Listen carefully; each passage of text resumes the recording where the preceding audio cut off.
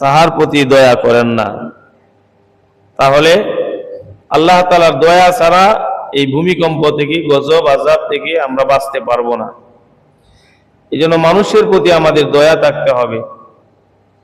যেহেতু মানুষ সৃষ্টি জগতের সেরা, এই জন্য শুধু মানুষের কথা এখানে বলা হয়েছে। অন্যান্য রিওয়ায়াত এরকম আমার দ্বারায় যেন কোনো কীট পতঙ্গ কষ্ট না পায়। গাছের পাতা অযথা ছিঁড়া যাবে না, কারণ গাছের পাতা, এই গাছের পাতা আল্লাহ তাআলার জিকির করে।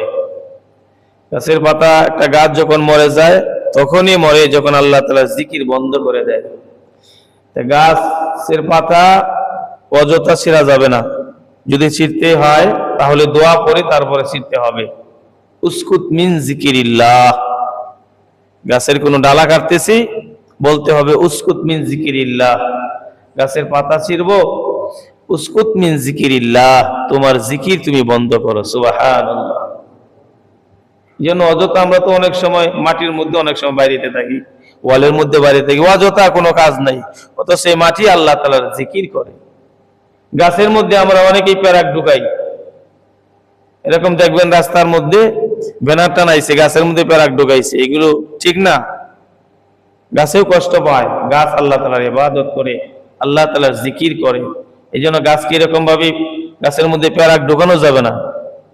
আপনার দরকার পড়ছে এরকম ভাবে একটা দড়ি দিয়া, সুতা দিয়ে আপনি বাঁধা দেন, কিন্তু গাছের মধ্যে প্যারাক ঢোকানো যাবে না। আল্লাহ তাআলা আমাদেরকে অন্যের প্রতি দয়া আমাদের নসিব করেন বলে আমি। পয়গম্বর বলেন, লা ইয়ারহামুল্লাহু মান লা ইয়ারহামুন নাস। হুজুর পাক সাল্লাল্লাহু আলাইহি ওয়াসাল্লাম বলেন, যে ব্যক্তি মানুষের উপর দয়া করে না, ওই ব্যক্তির উপর আমার আল্লাহ তাআলা তার প্রতি রহম করেন না। তাহলে আমরা বড় বিপদের মধ্যে আছি। আল্লাহ তাআলার গজব আমাদের উপরে, তার মানে আল্লাহ তাআলার দয়া মায়া থেকে আমরা বঞ্চিত হয়ে গেছি। কেন বঞ্চিত হইলাম? কারণ কি? কারণ হইল আমরা এত পাপ করেছি, এত গুনাহ আমাদের দ্বারা হয়েছে। গুনার দিকে নিজেই যদি নিজের গুনার হিসাব করি, তাহলে নিজেই এরকম ভাবে হিসাব করে নির্ণয় করতে পারি আমি জান্নাতি না জাহান্নামী।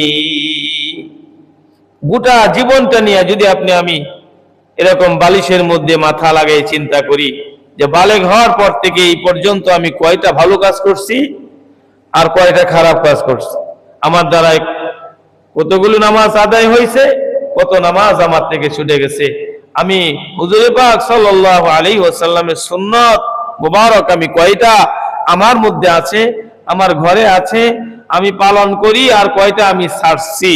এরকম যদি চিন্তা করি তাহলে দেখা যাবে আমার ঘর থেকে, আমার পারিবারিক জীবন থেকে, আমার অঙ্গ প্রত্যঙ্গ থেকে বেশিরভাগই পালন হচ্ছে ইহুদি খ্রিস্টানদের এই সংস্কৃতি, তাদের নমুনা, তাদের কালচার আমার ঘরে, আমার দেহে, আমার অঙ্গ প্রত্যঙ্গের দ্বারা আদায় হইতেছে। কিন্তু হুজুর পাক সাল্লাল্লাহু আলাইহি সাল্লামের সুন্নতগুলো, সুন্নতের মধ্য থেকে কোনো একটা সুন্নত আমার ঘরে জিন্দা নাই, আমার এরকম ভাবে অঙ্গ প্রত্যঙ্গের মধ্যে জিন্দা নাই, আমার চরিত্রের মধ্যে জিন্দা নাই, আমার লেবাসে জিন্দা নাই, আমার কর্মক্ষেত্রে জিন্দা নাই, আমার হাঁটা চলা ওঠা বসা এরকম কোনো ক্ষেত্রেই এরকম আমি সুন্নতের এরকম আঁকড়ে ধরতে পারি নাই। বেশিরভাগই ইহুদি খ্রিস্টান এরকম ভাবে বেদিনদের কালচার সংস্কৃতিতে আমাদের জিন্দেগিটা ভর্তি, এটাই দেখা যায়, ঠিক কিনা বলে? এই জন্য বড় সাবধান, তো চিন্তা করে আমাদের কবরে যাওয়া দরকার। আল্লাহ তাআলা এত রাগ, এত গুসা, এত আমাদের প্রতি হইছে যে ঘন ঘন ভূমিকম্প হইতেছে, ঘন ঘন ভূমিকম্প। এরপরেও যদি আমরা সতর্ক না হই তাহলে আমরা এরকম গজব, এর চেয়ে আরো বড় গজব আসবে, আমরা ধ্বংস হয়ে যাব। এই জন্য কে দায়ী? কে বড় গুনাহ করছে? কেউ করে নাই এই সমাজের। আমি সবচেয়ে বড় গুনাহ করছি, আমার গুনার কারণেই এরকম ভাবে আল্লাহ তাআলার গজব আযাব বেশি বেশি হইতেছে। এই জন্য গত জুমায় বলেছিলাম, প্রত্যেকেই যার যার জায়গা থেকে এরকম ভাবে তওবা কর, আল্লাহ আমি গুনাহ করছি, আমি পাপী। প্রত্যেকের জিন্দেগি নিয়ে হিসাব করলে দুনিয়াতে আপনি আমি ধরা খেয়ে যাই। আল্লাহ তাআলা হাশরের ময়দানে বলবেন ইকরা কিতাবাক, আল্লাহ তাআলা বলবেন তোমার কিতাব তুমি পড়ো। আমার আল্লাহ তাআলা কালামে কারিমে আয়াত নাজিল করে দিলেন, হাশরের ময়দানে বান্দাকে বলবেন বান্দা তোমার কিতাব, তার মানে তোমার জীবনের ডায়েরি, এই ডায়েরিটা তুমি নিজে পড়ো, ওইরা তুমি নির্ণয় করো তুমি জান্নাতি না তুমি জাহান্নামী। সেই পরকালের হাশরের ময়দানে আল্লাহ তাআলা এই কথা বলবে, যারা দুনিয়ার জমিনে হিসাব ঠিক করে যাবে ওই মানুষগুলো ওই দিন এত পেরেশানির মধ্যে পড়বে না। এই জন্য প্রত্যেক দিন আমাদের হিসাব করা দরকার যে আজকের দিনটা চলে গেল, আমি কয়টা ভালো কাজ আজকে করতে পারলাম, কয়েকটা নামাজ আমার দ্বারা হয়েছে, কয়েকটা নামাজ আমার দ্বারা এরকম ভাবে হয় নাই, আমি কয়টা গুনাহ করেছি, কয়টা নেকের কাজ করেছি। এরকম হিসাব করলে দেখা যাবে প্রত্যেক দিন ঘাটতি, প্রত্যেক দিন আমি জাহান্নামের রাস্তা আগে আছি, জান্নাতের রাস্তা আমি পিছিয়ে আছি, প্রত্যেক দিন আমি প্রতিযোগিতামূলক জাহান্নামের দিকে যাচ্ছি দৌড়ে। ও ভাই, আমাদের উপরে তো গজব আসবেই, আমরা তো আল্লাহর নাফরমানি প্রত্যেক দিন করতেছি।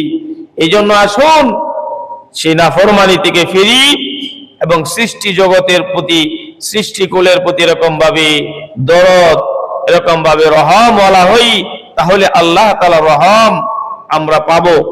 আল্লাহর নবী বলেন যে ব্যক্তি এরকম ভাবে মানুষের প্রতি দয়া করবে সে আল্লাহ তাআলা তার প্রতি দয়া করবে। যে ব্যক্তি মানুষের প্রতি দয়া করবে না আল্লাহ তাআলাও তার প্রতি দয়া করবেন না। কারণ আপনি যে একজন মানুষের প্রতি দয়া দেখাইতেছেন, এই দয়া দেখানোর সিফতটা হলো আল্লাহ পাকের। কার?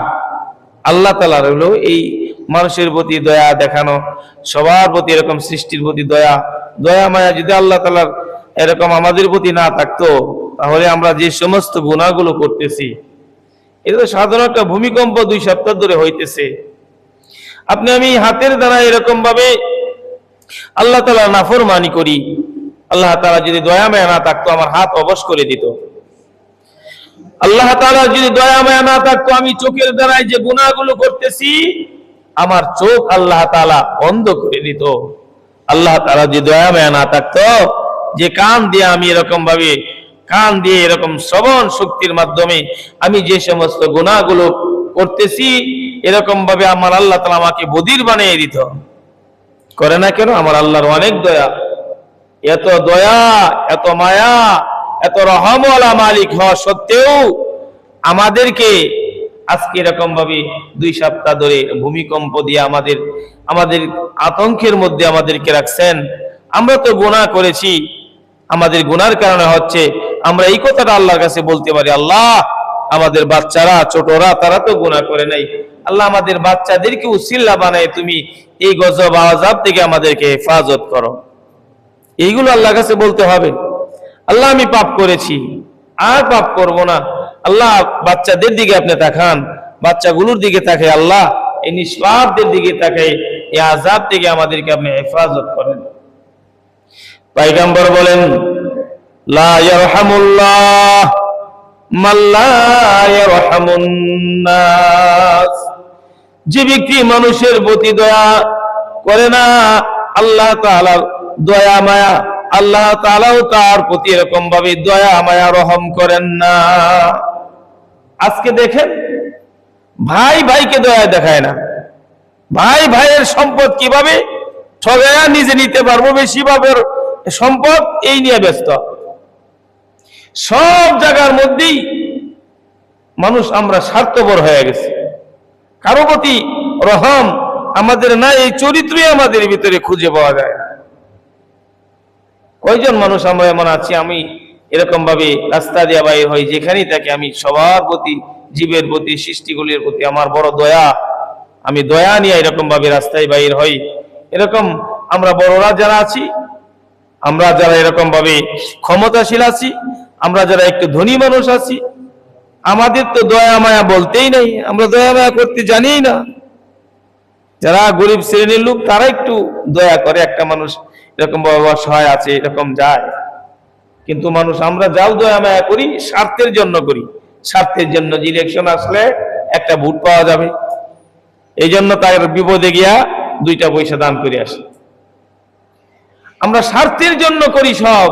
আর আল্লাহর পয়গম্বর বলেন বিনা স্বার্থে কোন মানুষ যদি কোনো মানুষের প্রতি দয়া দেখায় আল্লাহ তাআলা এত খুশি হন, আল্লাহ তাআলা এত খুশি হন, আল্লাহ তাআলাও তাকে এরকম ভাবে দয়া মায়ার চাদর দিয়ে আমার আল্লাহ তাআলা ওই বান্দাকে ডেকে ফেলেন যে বান্দা আল্লাহ তাআলার সিফত দয়া মায়া অন্যের প্রতি করে। সুবহানাল্লাহ।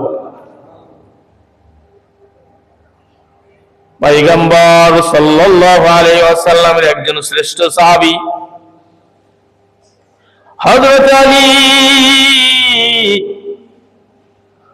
কাররামাল্লাহু ওয়াজহু, সাধারণ সাহাবী নয়। নবীজির ওয়াফাতের পর সাহাবায়ে কেরাম বলেন, আলী গো, নবীজি যেভাবে হাঁটতেন আপনি সেইভাবে হাঁটেন, নবীজি যেভাবে বসতেন আপনি সেইভাবে বসেন, নবীজি যেভাবে বলতেন আপনি সেইভাবে বলেন, নবীজি যেভাবে শুইতেন আপনি সেইভাবে শোন, হুজুরে পাক যেভাবে যেই কাজ করেছেন আপনি সেইভাবে করেন, আপনি যেন নবীজির ছায়া। এরকম সাহাবায়ে কেরাম হযরত আলী কাররামাল্লাহু ওয়াজহুকে এরকম ভাবে বলতে আরম্ভ করলো, আপনাকে দেখলে, আপনার কাজগুলো দেখলে আমাদের নবীজির কথা মনে হয়। সুবহানাল্লাহ। এমন একজন সাহাবী নামাজের মধ্যে রওনা দিয়েছে, মসজিদে যাবে, পয়গম্বর সাল্লাল্লাহু আলাইহি সাল্লামের পিছনে জামাতে নামাজ আদায় করবে। অনেক দূর দূরান্ত থেকে সাহাবায়ে কেরাম রাদিয়াল্লাহু আনহুম হুজুরে পাক সাল্লাল্লাহু আলাইহি সাল্লামের পিছনে নামাজ আদায় করার জন্য হেঁটে আসতেন। বিশেষ করে ফজরের নামাজ এবং আসরের নামাজে বেশি মুসল্লি হইতো। সুবহানাল্লাহ। বল কেন কেন? দয়ার নবী, মায়ার নবী মাগরিবে ফজরের পরে এবং আসরের পরে মুসল্লিদের দিকে ফিরে বসতেন। সুবহানাল্লাহ। এই বন্ধু, তোমার আমার এই ওয়াজ বুঝে আসবে না, কিন্তু সাহাবায়ে কেরাম কেন আসতো অনেক দূর দূরান্ত থেকে তাহাজ্জুদের ওয়াক্তে রওনা দিত। নূরের নবীজি সাল্লাল্লাহু আলাইহি সাল্লামের চেহারা মোবারক দর্শন হবে ফজরের নামাজের পর। কেন এই চেহারা দেখার জন্য, চেহারা মোবারক দেখার জন্য পাগল ছিল জাননি? হুজুরে পাক সাল্লাল্লাহু আলাইহি সাল্লামের চেহারা মোবারক যে জীবনে একবার ঈমানের সাথে দেখেছে তার জন্য জাহান্নামের আগুন হারাম হয়ে গেছে। পয়গম্বর বলেন, যে ব্যক্তি স্বপ্নে আমাকে দেখবে সে যেন আমাকে দেখলো, কারণ আমার রূপ, আমার আকৃতি কোনো শয়তান ধরতে পারে না। কোন মানুষ যদি আমাকে দেখে স্বপ্নের মাধ্যমে সে যেন আমাকে দেখলো। সুবহানাল্লাহ। হুজুরে পাকে কোন মানুষ যদি স্বপ্নে দেখে তাহলে নবীজির সাথে আরো 2 জন মানুষকে দেখবে। কয়জন মানুষকে? নবীজির সাথে আরো 2 জন থাকবে। কোন 2 জন? নবীজি বলেন, হাসরের ময়দান যেদিন কায়েম হবে ওই দিন ওই মুহূর্তে আমি 2 জন সাহাবীর গাড়ির মধ্যে এরকম ভাবে বল দিয়া 2 হাত রেখে আমি হাসরের ময়দানে আমার উম্মতের জন্য দাঁড়াবো। সুবহানাল্লাহ। পয়গম্বর বলেন, ও সাহাবীরা জানোনি আমার ডান হাতে কে থাকবে? আমার ডান হাতে হযরত আবু বকর সিদ্দিক থাকবে, আমার বাম হাতে হযরত উমর খাত্তাব থাকবে। সুবহানাল্লাহ। নবীর চেহারা মোবারক দেখার জন্য পাগল হও, তুমি ভাঙা ঘরের বাসিন্দা, তুমি ভূমিহীন, তুমি গাছতলার বাসিন্দা, সমাজে তোমার কোনো দাম নাই, এলাকায় তোমার কোনো দাম নাই। তুমি নবীজির আশিক হও, তুমি নূর নবীর আশিক হও, তোমার দামি খাটে শোয়া লাগবে না, তোমার বিল্ডিং এ শোয়া লাগবে না, তোমার এরকম ভাবে সমাজের নেতা হওয়া লাগবে না, তোমার এরকম ভাবে দেহ মোটা হওয়া লাগবে না, তোমার এরকম ভাবে এরকম উচ্চ বংশের মানুষ হওয়া লাগবে না। অন্তরের ভিতরে নবীজি হুজুরে পাক সাল্লাল্লাহু আলাইহি ওয়াসাল্লামের ভালোবাসা বসাও। নবীজির দুরূদ শরীফের আমল করতে করতে ঘুমিয়ে যাও। ঘুমের ঘরে দেখবে তোমার ভাঙা ঘরে ওই গাছতলায় শুয়ে আছো, ওখানে দয়ার নবী মায়ার নবীজি রাহমাতুল লিল আলামিন সেখানে ঘুমের ঘরে এসে তোমার কাছে হাজির হয়ে যাবে। কেমন চেহারা মোবারক, যে চেহারা একবার যদি কোনো মানুষ দেখে তার জন্য জান্নাত অবধারিত, তার জন্য জাহান্নাম হারাম হয়ে যায়। সুবহানাল্লাহ। দূর দূরান্ত থেকে সাহাবায়ে কেরাম রাদিয়াল্লাহু আনহুম নবীজি তেলাওয়াত শোনার জন্য আসতো, কারণ যে পয়গম্বরের উপর মহাগ্রন্থ আল কোরআন নাজিল হয়েছে ওই পয়গম্বরের জবান মুবারকের তেলাওয়াত কতই না সুন্দর, ঠিক কিনা বলেন? পয়গম্বর সাল্লাল্লাহু আলাইহি ওয়াসাল্লামের তেলাওয়াত শোনার জন্য কাফেরেরাও পাগল ছিল। কাফেরেরা এরকম ভাবে আইন করেছে, নিয়ম করেছে, এরকম ভাবে তারা বৈঠক করেছে, মুহাম্মাদের তেলাওয়াত কেউ শুনতে পারবে না। এই নিয়ে আবু জাহেল, উতবা, সাইবা এরকম ভাবে তারা আইন জারি করলো। কারণ মুহাম্মাদের তেলাওয়াত যে শুনে সেই মুহাম্মাদের পাগল হয়ে যায়। সুবহানাল্লাহ। কেমন চাপ ওয়ালা পয়গম্বর, কেমন তেলাওয়াত ওয়ালা পয়গম্বর।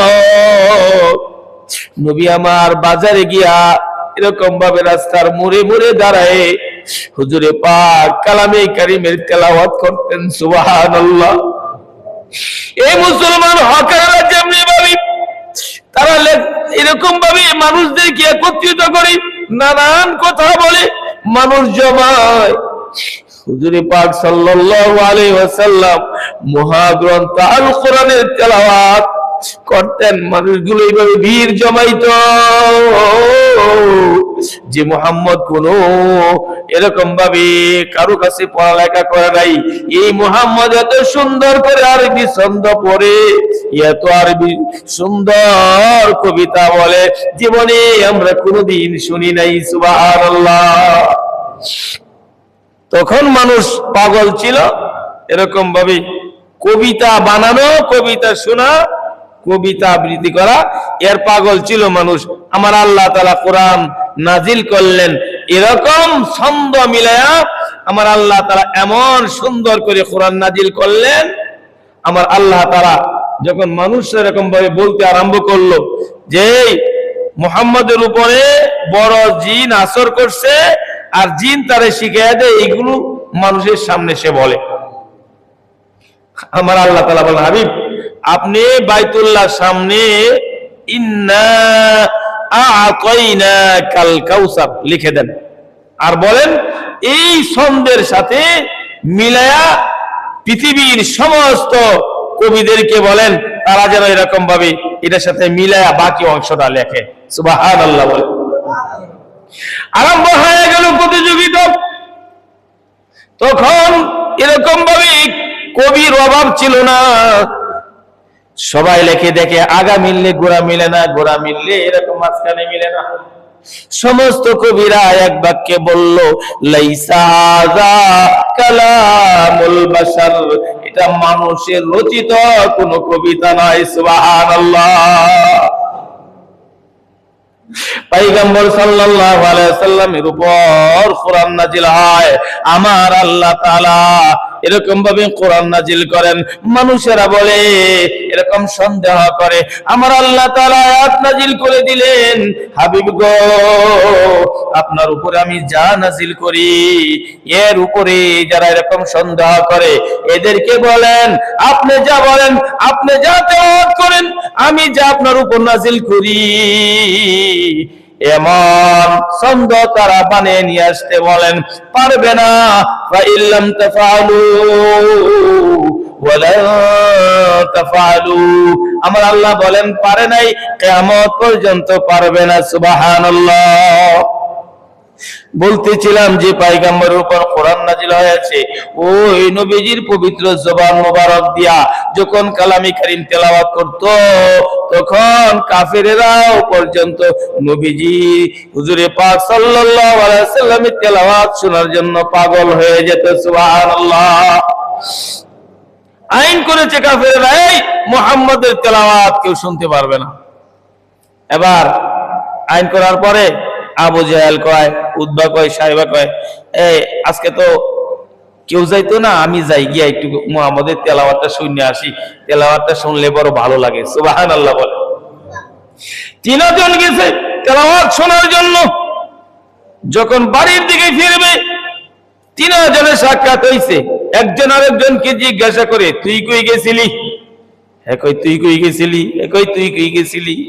এবার সবাই এরকম ভাবে, এবার সবাই বলতেছে, দেখো আমরা তো আইন করেছি দিনের বেলায়, আইন করেছি দিনের বেলায় কেউ তেলাওয়াত শুনতে পারবে না, কিন্তু কেন জানি ঘুম হয় না, মুহাম্মাদের তেলাওয়াতে টানে, এই জন্য গেছিলাম মুহাম্মাদের তেলাওয়াত শুনতে। সে বলে আমিও তো গেছিলাম, সে বলে আমিও তো গেছিলাম। সুবহানাল্লাহ বলেন। কালামে কারীমের এই তেলাওয়াত পয়গম্বর সাল্লাল্লাহু আলাইহি ওয়াসাল্লামের পবিত্র জবান মোবারক দিয়া শোনার জন্য এরকম ভাবে অনেক দূর দূরান্ত থেকে সাহাবায়ে কেরাম আসতেন নবীজি হুজুরে পাক সাল্লাল্লাহু আলাইহি ওয়াসাল্লামের তেলাওয়াত শোনার জন্য। ঠিক তেমনি ভাবে একদিন নবীজির পিছনে নামাজ পড়ার জন্য সব সাহাবায়ে কেরামই পাগল ছিল। যেমন আমাদের মন চায় হুজুরে পাক যদি থাকতো তাহলে আমরা হুজুরে পাকের পিছনে গিয়া নামাজ পড়তাম, সবকিছু ছেড়ে দেয়া হলেও ঠিক কিনা।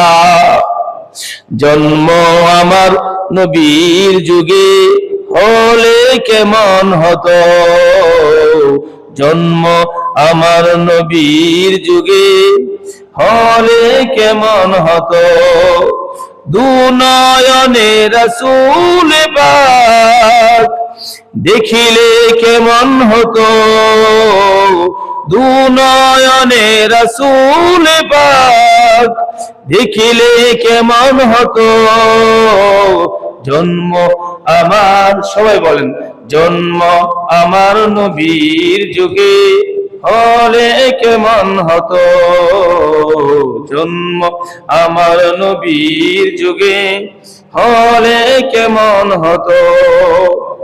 আসতো বেশে হযরতে বেলালের মধুর আযান, যে আযানে ছিল প্রেম মধুর, যে আসতো বেশে হযরতে বেলালের মধুর আযান, যে আযানে ছিল এমন প্রেম মুগ্ধ রহমান, দয়াল নবীর পিছে নামাজ পড়লে কেমন হতো, দয়াল নবীর পিছে নামাজ পড়লে কেমন হতো, দয়াল নবীর পিছে নামাজ পড়লে কেমন হতো, জন্ম আমার, জন্ম আমাদের নবীর যুগে হলে কেমন হতো। ঠিক কিনা বলেন? পয়গম্বর সাল্লাল্লাহু আলাইহি ওয়াসাল্লামের পিছনে নামাজ আদায় করার জন্য সাহাবায়ে কেরাম পাগল ছিল। ঠিক তেমনি ভাবে একদিন শেরে খুদা হযরত আলী রওনা দিয়েছেন হুজুরে পাক সাল্লাল্লাহু আলাইহি ওয়াসাল্লামের পিছনে নামাজ আদায় করবেন, কিন্তু রাস্তার মধ্যে এসে দেখে একজন ইহুদি, বৃদ্ধ একজন ইহুদি রাস্তার মধ্যে এমন ভাবে বসা, রাস্তার এত ছোট, ওনার উপর দিয়া যাইতে হয়, না হয় ওনাকে এরকম ভাবে সরায়ে তারপরে যেতে হবে, এত ছোট রাস্তা। এবার হযরত আলী কাররামাল্লাহু ওয়াজহু এই ইহুদিকে নিজের গাড়ির মধ্যে তুললেন, সুবহানাল্লাহ বলেন। গাড়ির মধ্যে উঠাইয়া ইহুদির বাড়ির দিকে রওনা দিয়েছে। ইহুদির বাড়ির মানুষগুলো দেখে মুসলমানদের মধ্যে সবচেয়ে বড় যোদ্ধা, সবচেয়ে বড় খুনি, সবচেয়ে বড় পালোয়ান, যার কথা তাদের নেতা তাদেরকে শোনাইছে, মুসলমান মানে জঙ্গি, মুসলমান মানে সন্ত্রাসের নাম, মুসলমান মানে রাজাকারের নাম। এরকম ভাবে কাফেরেরা তৎকালীন যুগেও কাফেরেরা তাদের জাতিদেরকে বোঝাইছে মুহাম্মদ মানে সন্ত্রাসের নাম, মুহাম্মদ মানে খুনের নাম, সাবধান মুহাম্মদ আসতেছে মদিনা থেকে মক্কায়, তোমরা পালাও, না হয় তোমাদেরকে মেরে ফেলবে। ফাতে মক্কার সময় আমার নবী যে আসলেন, আয়েশা মক্কার মানুষগুলোকে বললেন, দেখো আমি তোমাদের উপরে কোনো অত্যাচার করব না। আর এইদিকে মক্কার লিডারেরা তাদের জাতিকে বোঝাইছে মুহাম্মদ মানে বড় একজন খুনির নাম, বড় যোদ্ধার নাম, সাবধান তোমরা সামনে পড়লে তোমাদেরকে হত্যা করবে। যার কারণে মক্কার মানুষগুলো সব গাট্টি বুচকা নিয়া পাহাড়ে গিয়ে আশ্রয় নেয়।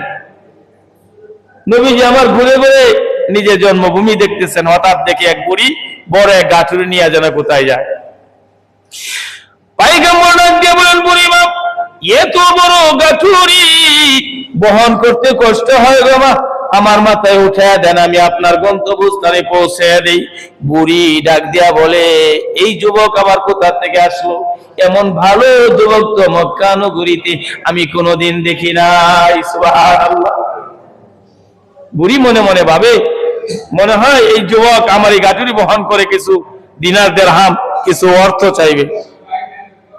পয়গম্বর সাল্লাল্লাহু আলাইহি ওয়াসাল্লাম এই বুড়ির এই ভাবসাব দেখে নবী বুঝতে পারলেন যে আসলে বুড়ি তো এরকম ভাবে মনে করতেছে আমি তার বোঝা বহন করে কিছু টাকা পয়সা অর্থ তার কাছে চাইবো। নবীজি ডাক দিয়া বলেন, বুড়ি মা, আমাকে 1 টাকাও দিতে হবে না, আমি তোমাকে, তুমি এত বড় গাঠুরি বহন করতে কষ্ট হইতেছে, আমি তোমার উপকারের জন্য, তোমার কষ্ট যেন না হয়, আমি এই জন্য তোমার গন্তব্যস্থানে আমি এটা পৌঁছায় দিতে চাই। বলে, যদি দিনার দিরহাম না লাগে তাহলে আমার এই গাড়টি তুমি নিতে পারো। এবার গাড়টি নিয়ে বুড়ি যায় আগে আগে, নবীজি পিছে পিছে। সুবহানাল্লাহ বলে। এ মুসলমান ইমানদার আল্লাহর গোলাম, কোন মানুষটা, কোন পয়গম্বর এরকম ভাবে মাথার মধ্যে গাঁটুরি নিচে সাধারণ একজন বৃদ্ধ মহিলার এরকম ভাবে গাঁটুরি এরকম মাথার মধ্যে নিচে জানালে যে পয়গম্বর সমস্ত পয়গম্বরদের ইমাম। সুবহানাল্লাহ। যে পয়গম্বর সমস্ত পয়গম্বরদের উপরে যার মর্যাদা, যে পয়গম্বর আল্লাহ তাআলার খাস বন্ধু হাবিবুল্লাহ। সুবহানাল্লাহ। এবার গাঠুরি নিয়ে ওই পাহাড়ের দিকে রওনা দিয়েছে। পাহাড়ের ভিতর থেকে মানুষগুলো তো চিনে ফেলেছে, যার জন্য ঘর ছাড়লাম, যার জন্য বাড়ি ছেড়েছি, যার ভয়ে পাহাড়ের গুহা এসে আশ্রয় নিয়েছি, সেই মুহাম্মদের মাথার মধ্যেই তো গাঠুরি দেখা যায়।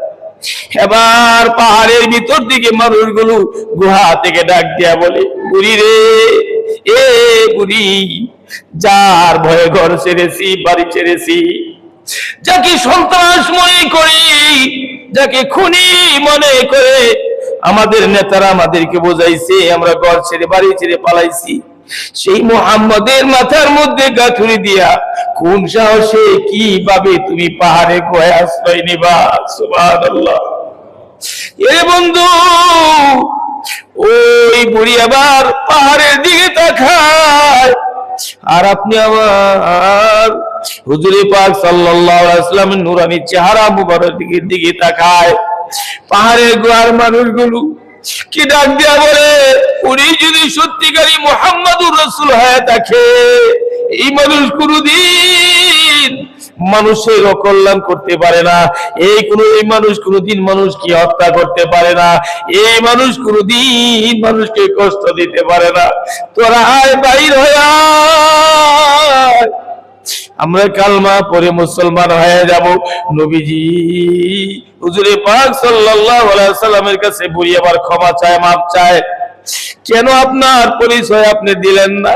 আপনার পরিচয় যদি আমি আগে পাইতাম, আমার গাঁটুরি কি আপনার মাথায় উঠে দিতাম। আর দেরি নয়, আর দেরি নয়, আমাদের কি পড়ায়া দেন লা ইলাহা ইল্লাল্লাহু মুহাম্মাদুর রাসূলুল্লাহ সাল্লাল্লাহু আলাইহি ওয়াসাল্লাম। বন্ধুরি আমার, ওই নবীর আদর্শমান আমাদের হতে হবে।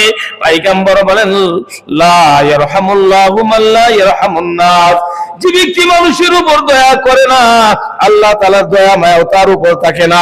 বন্ধুরে, বলতে কি পারো তুমি মানুষের প্রতি দয়া করো, এই দয়া তোমার মধ্যে আছে।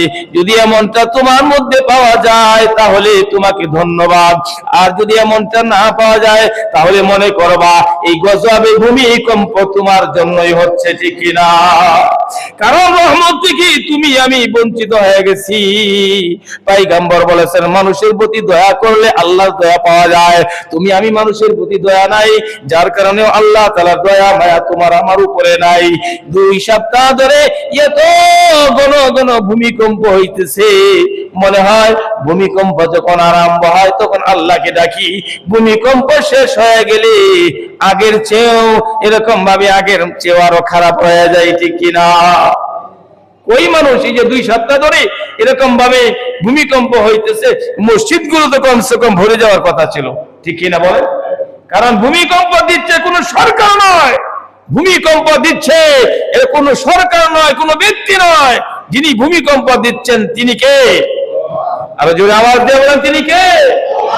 এই ভূমিকম্পে আযাব গজব হচ্ছে আমাদের অন্যায়ের কারণে। আমাদের একটা অন্যায়, আমার একটা অন্যায়ের জন্যই আজকে এই ভূমিকম্প হচ্ছে। এই জন্য আমাকে আগে শুদ্ধ হতে হবে। আরে আমার চেয়ে কত ভালো খারাপ মানুষ সমাজে আছে, তারা গিয়ে তওবা করুক, তারা গিয়ে নামাজ পড়ুক, আমি কত ভালো মানুষ, এমনটা না। ভূমিকম্প হচ্ছে আমার জন্য। কার জন্য? গত জুমায় বলেছিলাম, নিজেকে বলবেন আমার জন্য ভূমিকম্প হচ্ছে। সৃষ্টির প্রতি আমার দয়া নাই, ছোটদের প্রতি আমার দয়া নাই, বড়দের প্রতি আমার এরকম সম্মান নেই, আলেমদের প্রতি আমার তাজিম নেই। আমার জন্য এরকম ভাবে ভূমিকম্প হচ্ছে, এরকম আল্লাহর কাছে তওবা করে, আল্লাহ তুমি আমাকে শুদ্ধ করে দাও, আল্লাহ তুমি আমাকে মাফ করে দাও। হযরত আলী কাররামাল্লাহু ওয়াজহু ইহুদিকে যখন এরকম ভাবে বাড়িতে নিয়ে গেছে, বাড়ির মানুষগুলো সব পালাইছে। কেন? এই মুসলমানদের মধ্যে সবচেয়ে বড় যে এরকম ভাবে শেরে আলী যাকে বলা হয়, সবচেয়ে বেশি শক্তিশালী, সে আসতেছে, আমাদেরকে আজকে রেহাই দিবে না, আমাদেরকে হত্যা করবে। মানুষ সব বাড়ি থেকে পালাইছে। হযরত আলী বৃদ্ধকে নামাইয়া কার থেকে নামাইয়া ডাক দেয়া বলে, আপনার বাড়ি থেকে কোনো লোকজন নাই।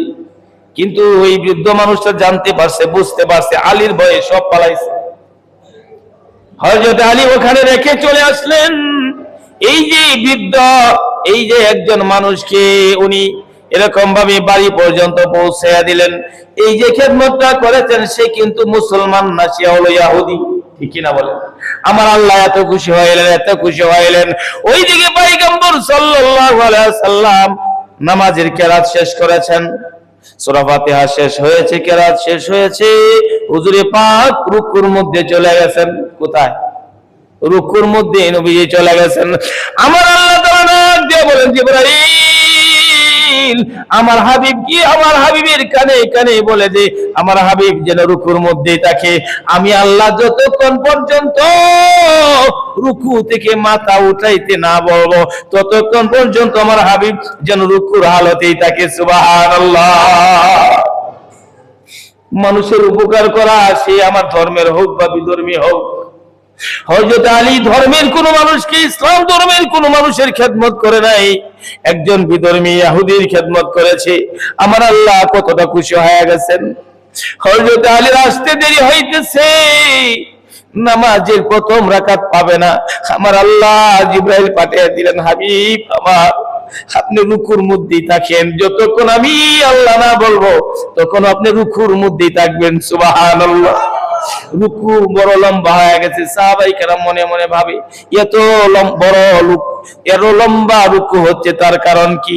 নাকি আজকে থেকে এইভাবেই রুকু করতে হবে? সুবহানাল্লাহ বলে হযরত আলী রুকুর মধ্যে এসে পেয়ে গেল, তার মানে পুরা রাকাতটা পেয়ে গেল, ঠিক না? হযরত আলী নামাজে শরীক হলেন। এবার জিবরাইল বললেন, আপনি মাথা উঠান, নামাজ শেষ করেন। নামাজ শেষ হইতে না হইতেই সাহাবায়ে কেরাম আরজ করলেন, ইয়া রাসূলুল্লাহ, ইয়া হাবিবাল্লাহ, আমরা কি নামাজের প্রথম রুকুটা আপনার মতো লম্বা করব কিনা আমরা জানতে চাই। সুবহানাল্লাহ। নবী আমার বলেন, আমার কানে কানে জিবরাইল বলে গেছে আমি যেন রুকুটা লম্বা করি। কেন লম্বা করেছি, কেন লম্বা করতে আমাকে বলেছে, এখন আমি সেটার কিন্তু জানতে পারি নাই। এই মুহূর্তে মসজিদে এর দরজার ভিতরে একদল ইহুদি এসে হাজির হয়ে গেছে। সুবহানাল্লাহ। ওই বৃদ্ধ লোকটা বাড়ির মানুষগুলোকে একত্রিত করে দিনের দাওয়াত দিয়েছে। বলেছে, যে মুসলমানদেরকে আমরা খারাপ মনে করেছি, যে মুসলমানদেরকে আমরা সন্ত্রাস মনে করেছি, যে আলীকে আমরা এত খারাপ মনে করেছি, এই আলীর মতো ভালো মানুষ আর একজনও নাই। সুবহানাল্লাহ। আমরা এতদিন ভুলের মধ্যে ছিলাম, আসো আমরা সবাই মিলে কালমা পড়ে মুসলমান হয়ে যাই। এবার ওই বৃদ্ধ লোকটাকে দেখে, তার সাথে অনেকগুলো মানুষ দেখে নবীজি বলেন, সাহাবায়ে কেরাম তোমরা থামো, দেখি ওই মানুষগুলো কিসের জন্য আসছে। নবীজি আমার জিজ্ঞাসা করলেন, আপনাদের প্রয়োজনটা কি? নবীজি নিজের প্রয়োজনের চেয়ে অপরের প্রয়োজনটা বড় মনে করতেন। সুবহানাল্লাহ। ইহুদি তারপরেও মুসলমানদের কাজগুলো, মুসলমানদের কথাগুলো বন্ধ করে দিয়া নবী আমার ইহুদির কথা শুনতে চায়। ইহুদি মুরব্বি ডাক দিয়া বলেন, পয়গম্বর আমরা আসছি আপনার হাতে কালমা পড়ে মুসলমান হওয়ার জন্য। পয়গম্বর ডাক দিয়া বলেন, কেউ কি তোমাদের জোর করেছে? কেউ কি তোমাদেরকে চাপ দিছে? কেউ কি তোমাদেরকে এরকম ভাবে নির্যাতন করেছে? কেউ কি তোমাদেরকে বাধ্য করেছে? কারণ ইসলাম ধর্ম কাউকে এরকম ভাবে জবরদস্তি করে এরকম ভাবে চাপিয়ে দেওয়া হয় না, ঠিক না বেঠি? লোকগুলো বলে, না, আপনার সাহাবী হযরত আলীর আমরা এরকম ভাবে তার আদর্শ দেখে আমাদের প্রতি যে দয়া, আমাদের মুরব্বীর প্রতি যে দয়া দেখাইছে, এই জন্য আমরা আসি কালমা পড়ে মুসলমান হয়ে যাওয়ার জন্য। পয়গম্বর সাল্লাল্লাহু আলাইহি ওয়াসাল্লাম সাহাবীদেরকে বলেন, সাহাবীরা রে শোনো, এই জন্যই আমার আল্লাহ তাআলা রুকু লম্বা করতে বলেছেন, কারণ আমার আলী মহৎ একটা কাজের মধ্যে ব্যস্ত ছিল। সুবহানাল্লাহ। এই জন্য আমরা জীবের প্রতি আমরা দয়া দেখাবো। বিশেষ করে আমরা এই আযাব গজব থেকে বাঁচার জন্য একটাই মাত্র আমাদের হাতিয়ার, সেটা হলো আল্লাহর রহমত, ঠিক কি না বলেন? পয়গম্বর বলেন, লা ইয়ারহামুল্লাহু মান লা ইয়ারহামুন নাস, যে ব্যক্তি মানুষের প্রতি দয়া করে না, আল্লাহ তাআলাও তার প্রতি দয়া করেন না। তাহলে কি বোঝা গেল? এই হাদিস থেকে যদি আমরা একটু আমলবান হই, তাহলে আমাদের উপর রহম নাজিল হবে। আমরা মানুষের প্রতি এরকম ভাবে সহনশীল হব, মানুষের এরকম ভাবে নিজের এরকম স্বার্থের জন্য না। আজকে তো আমরা স্বার্থের জন্য যাই। ইলেকশন হলে একজন মারা গেছে, ইলেকশনের মৌসুম, দেখবেন যত প্রার্থী আছে সবাই হাজির হয়, ঠিক কিনা বলেন? একজন অসুবিধার মধ্যে আছে, তার ঘরের মধ্যে আগুন লাগছে, নির্বাচনের সময় সবাই গিয়ে দেখবেন হাজিরা। কেন? স্বার্থ, ঠিক কিনা বলে? ও ভাই, এই স্বার্থের জন্য আল্লাহ তাআলা এই স্বার্থে আমাদের রহমত নাজিল হবে না। বিনা স্বার্থে আমাদের প্রত্যেকটা কাজ হবে আল্লাহকে খুশি করার জন্য। কাকে? আল্লাহ তাআলাকে খুশি করার জন্য যদি হয়, তাহলে আমি রহমত পাবো, এই বিপদ আপদ বালা মুসিবত থেকে রক্ষা পাবো। আল্লাহ তাআলা আমাদের সব ভাইকে জীবের প্রতি দয়া, সৃষ্টিকুলের প্রতি দয়া, বিশেষ করে মানুষের প্রতি দয়া আমাদের অন্তরে যেন আল্লাহ তাআলা স্থাপন করে দেন। সকলে বলে আল্লাহুম্মা আমিন। সভাপতি সাহেব।